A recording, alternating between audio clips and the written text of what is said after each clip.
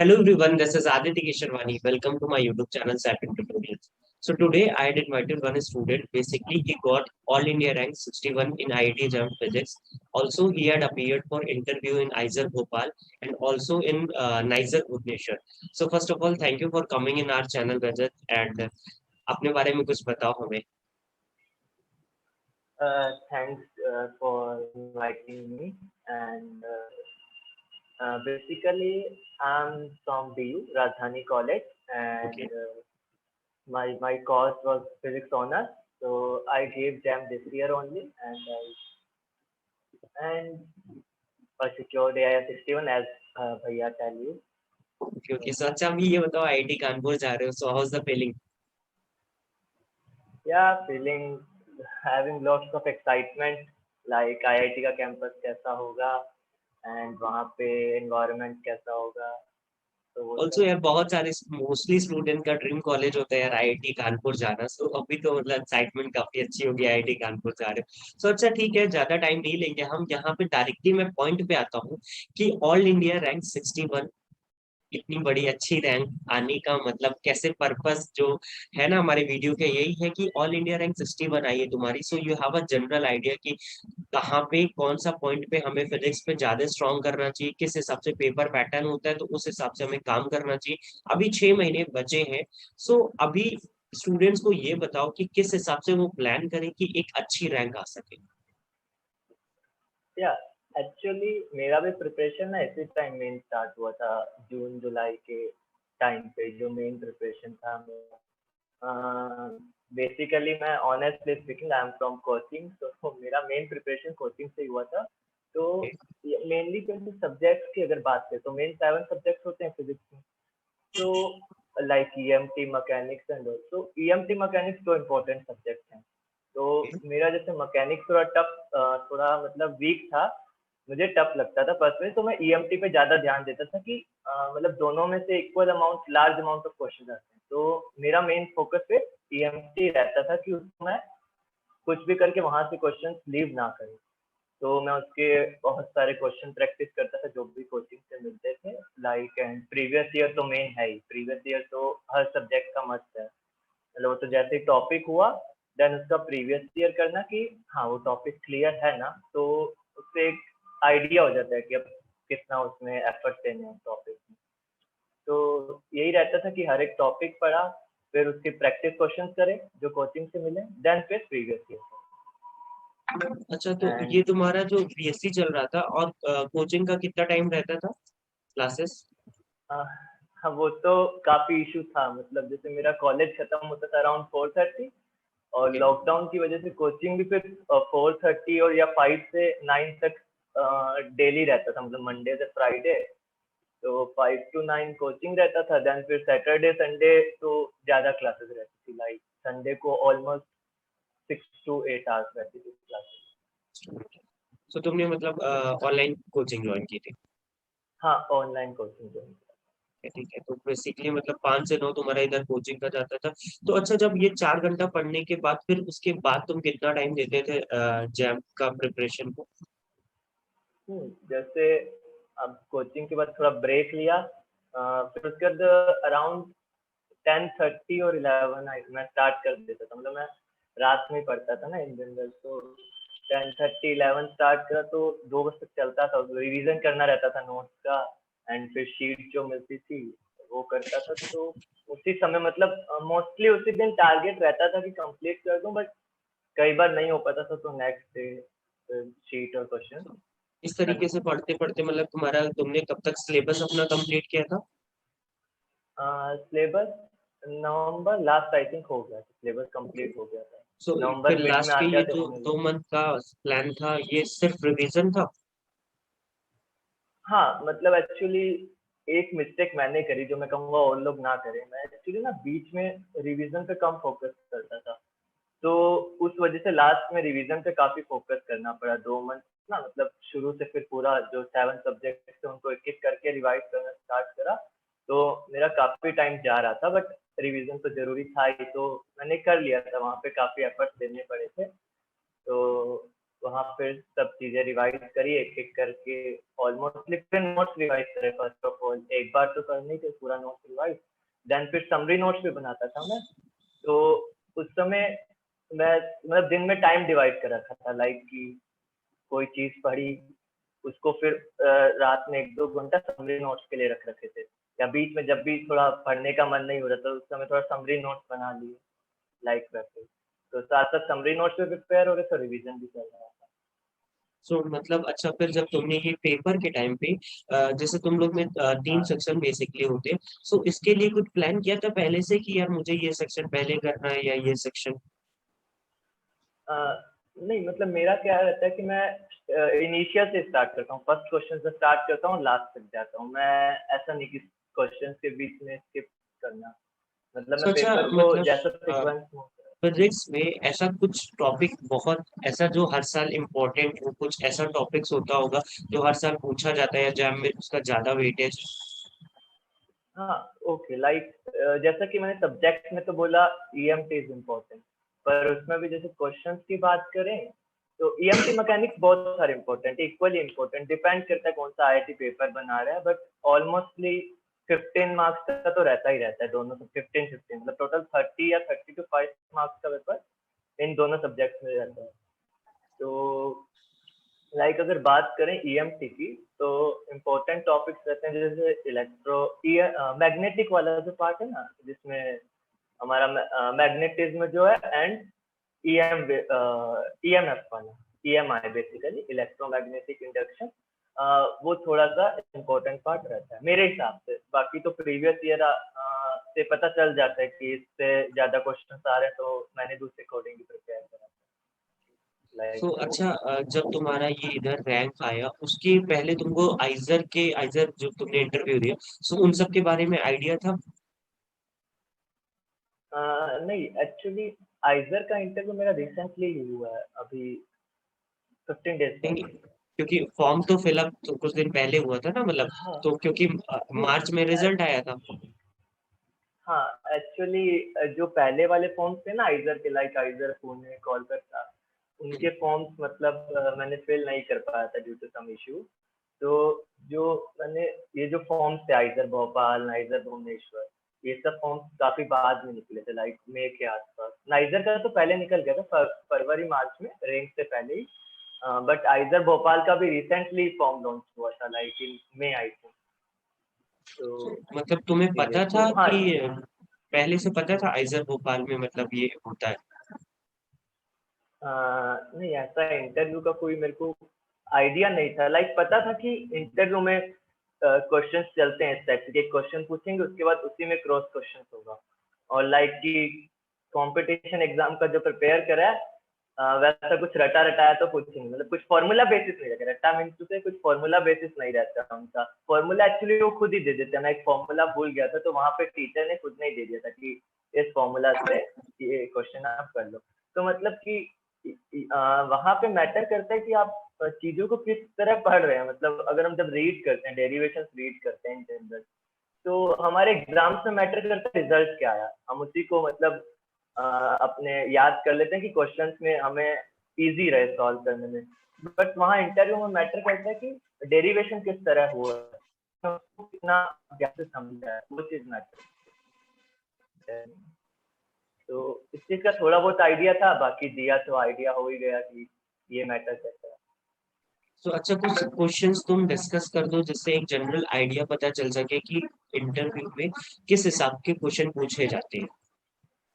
हाँ, okay, like first question तो यही रहता है कि किस टॉपिक आपका फेवरेट है, या फिर किस टॉपिक से इंटरव्यू स्टार्ट करें। तो जो भी आपका, जैसे मेरा तो पता चल ही गया होगा ईएमसी फेवरेट है, तो आ, मैंने वही बोला वहां पे कि माय ईएमसी इज फेवरेट। तो like in आइजर Bhopal I said 2 topics because question कैसे उन्होंने करा उस पर डिपेंड करता है। Like in आइजर Bhopal they ask कि what you prepare for the interview. So I said like I I read almost everything, but I mainly prepare EMT and quantum. And in the NISER, they ask like with which topic you want to start your interview. So Okay. there I pick only one topic, like I want to start with EMT.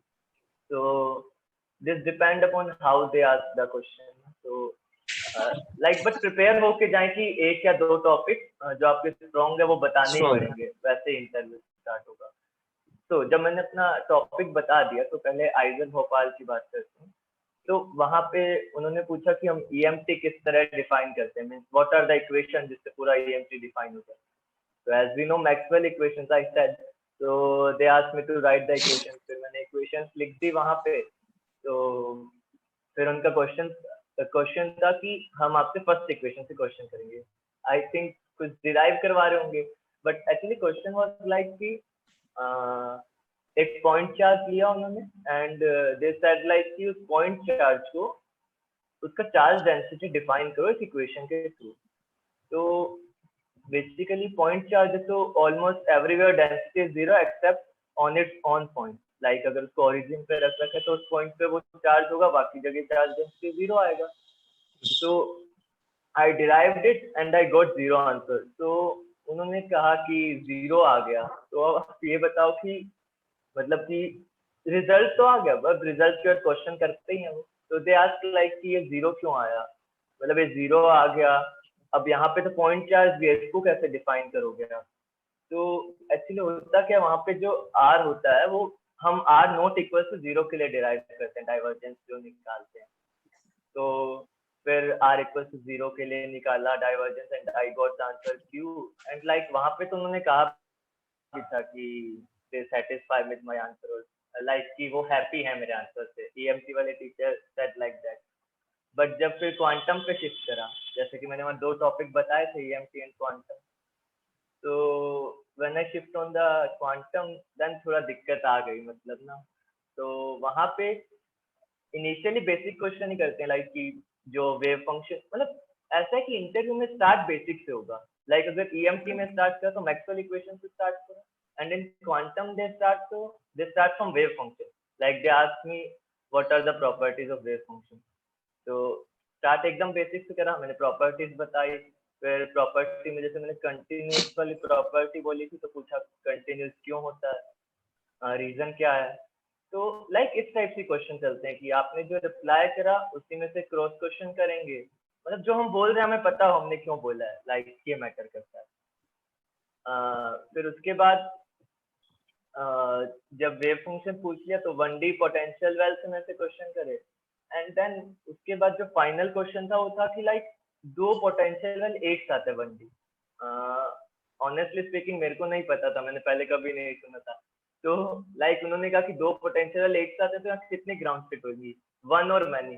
तो I guess like one ground state होगा। तो उन्होंने कहा answer तो correct है आपका, तो like क्यों वन होगा अब ये बताओ।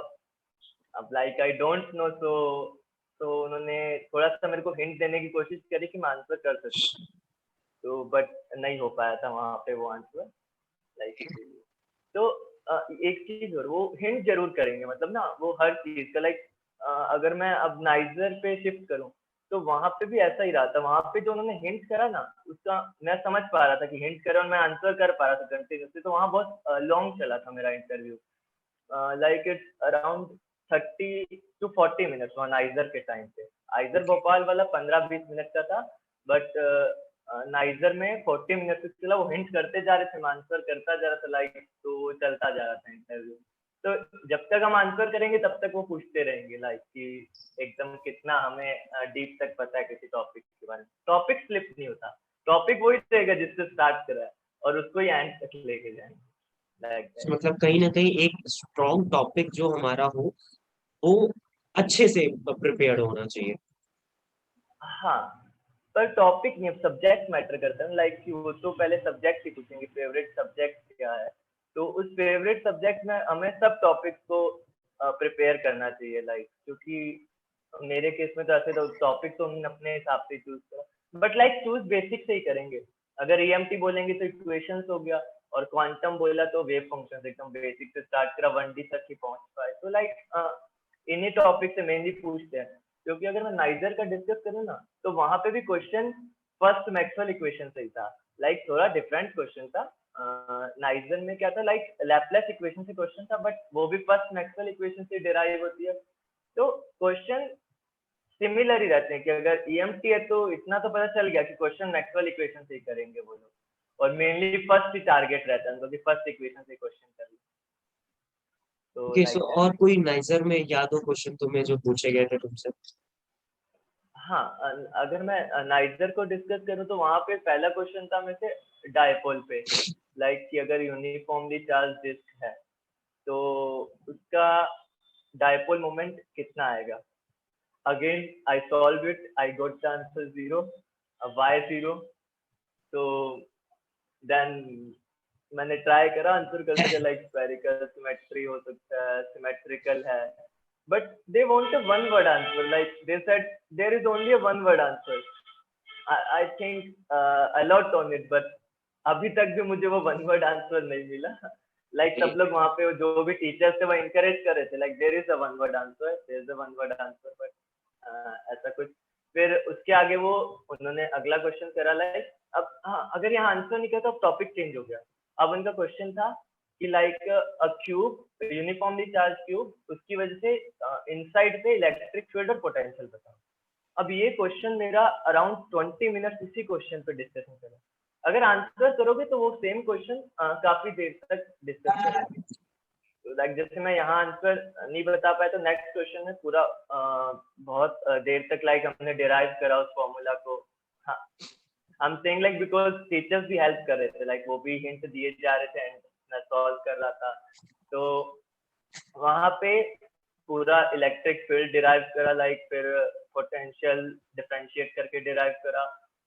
तो वो वाला क्यूब वाला क्वेश्चन फुल्ली सॉल्व कर लिया था। तो उसको सॉल्व करने का फिर वहां पे एक और मैम थे, तो उन्होंने मुझसे पूछा कि can I ask you question from the matrices.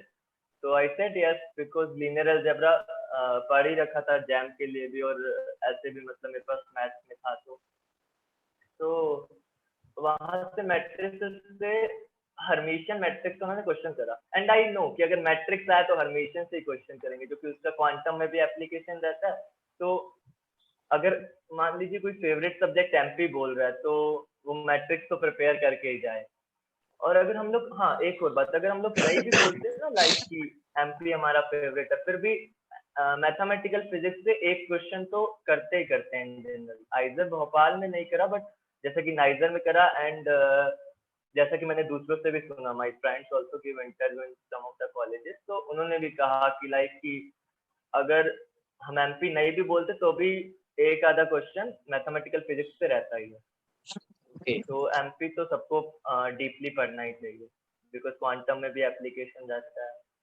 तो तो हम मैट्रिसेस पे थे, तो मैट्रिसेस में उन्होंने हर्मिशियन मैट्रिक्स पे क्वेश्चन करा, एंड देन शी उन्होंने पूछा कि लाइक कि हर्मिशियन मैट्रिक्स का जनरल फॉर्म क्या होता है। अब मुझे रियल वाला फॉर्म पता था, रियल हर्मिशियन मैट्रिक्स का जो फॉर्म होता है, बट उन्होंने काफी एकदम जनरल कॉम्प्लेक्स फॉर्म चाहिए, तो फिर वो नहीं पता था। तो हम लोगों ने फिर वो भी डिराइव करा, लाइक ए प्लस आयोटा भी सब टर्म फ्लैट कर दिया, चारों मैट्रिसेस की जो टर्म्स थी, फिर वो Hermitian matrix H dagger H is equal to I वो वाला रूल लगाया, देन उसके बाद सॉल्व करा, तो वहां पे भी इन जनरल फॉर्म मिल गया।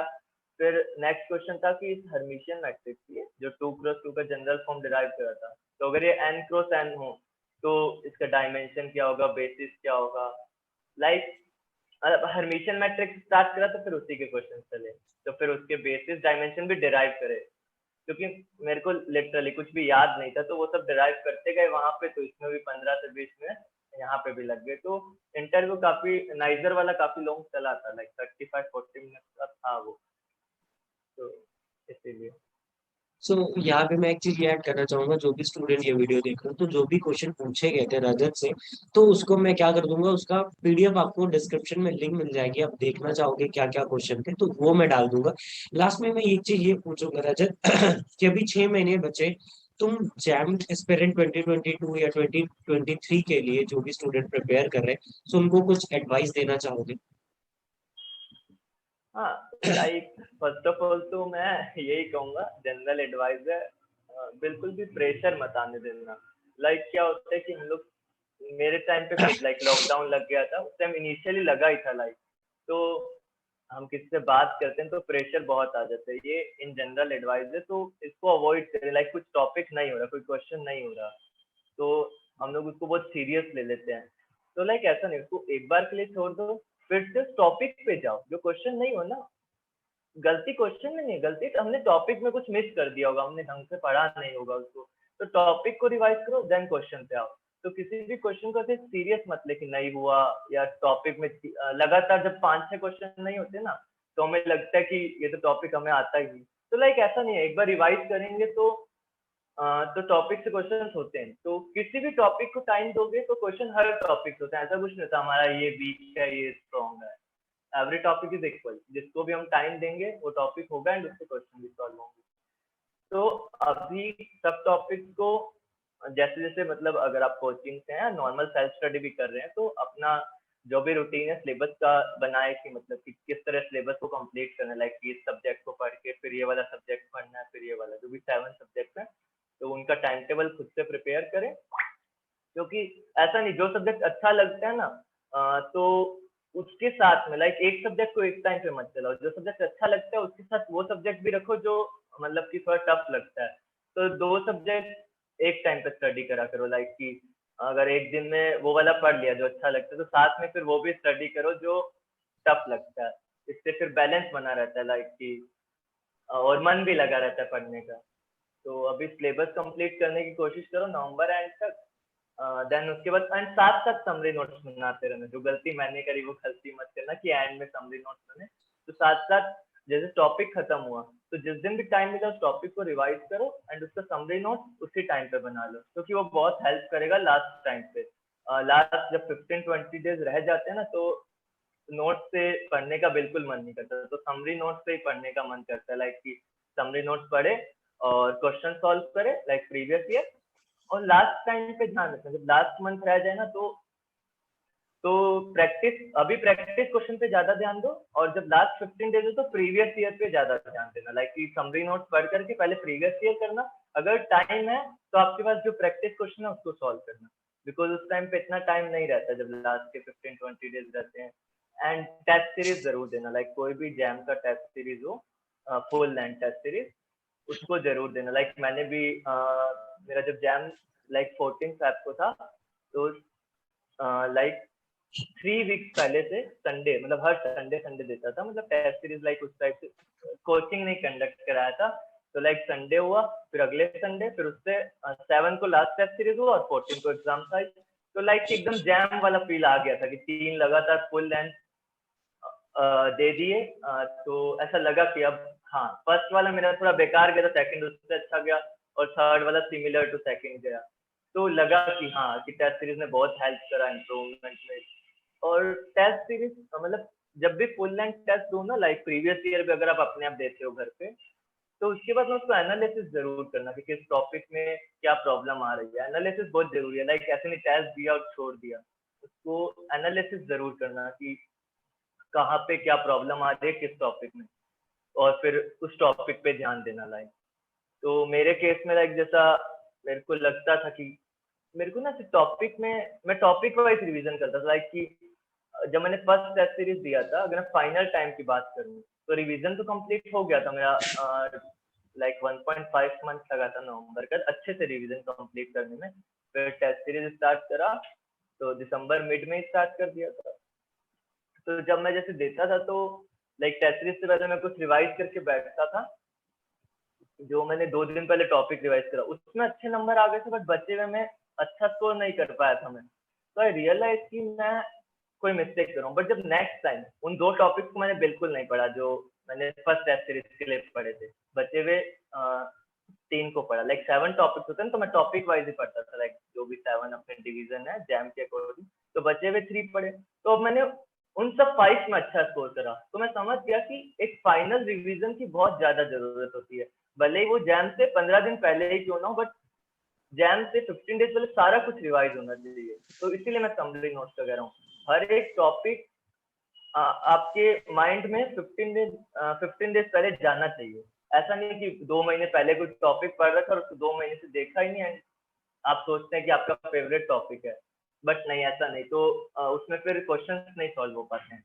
तो ऐसा स्ट्रेटेजी रहना चाहिए कि 15 डेज जब रह जाए ना तो सारे टॉपिक्स रिवाइज हों तीनों। तो इसलिए summary notes please banana, like कि कोई भी टॉपिक छूटना नहीं के लास्ट के डेज में, भले कितना ही फेवरेट हो आता हो, भले 10 मिनट में रिवाइज हो जाए वो, पर उसको रिवाइज जरूर करना। तो ये मैं कहना चाहूँगा। I think this will be helpful for बहुत सारे स्टूडेंट को, ये हेल्पफुल होगा जो भी इन्फॉर्मेशन तुमने बताई है। एंड या thank you so much for sharing your experience, और जो भी तुमने सजेशन दिए स्टूडेंट को, ये बहुत हेल्पफुल होने वाला है। And like I thought कि I can start an initiative like to help them. So we can share my Telegram account in my description, in your description. Yeah, I Is can. that fine? So we can share my Telegram username. So if you have any queries, like, so you can message me whenever I will free.